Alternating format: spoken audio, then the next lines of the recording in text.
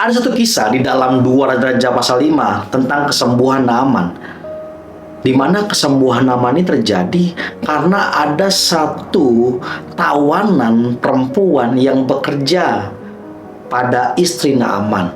Dan pada akhirnya tawanan anak perempuan ini memberitahukan kepada istri Naaman, dan istri Naaman memberitahukan kepada Naaman, Naaman memberitahukan kepada Raja Aram, dan Raja Aram memberikan surat kepada Raja Israel, dan pada akhirnya terdengar oleh Elisa, dan pada akhirnya Naaman disembuhkan. Karena dari seorang tawanan yang mungkin gak dianggap sama orang, yang mungkin gak dilihat sama orang.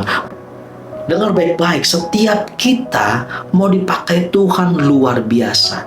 Tapi jangan kita berpikir bahwa gak mungkin Tuhan pakai saya gak bisa menjadi seperti dia yang khotbahnya luar biasa, yang berdiri di mimbar, yang saya gak bisa seperti dia, WL yang luar biasa. Gimana Tuhan mau pakai saya gak bisa apa-apa, gak ada orang yang lihat saya, orang gak tahu saya. Dengar baik-baik, Tuhan lihat hati setiap kita.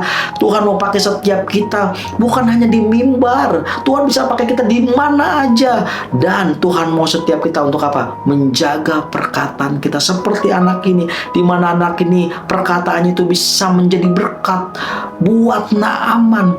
Jaga perkataan kita. Tuhan bisa pakai kita di mana aja.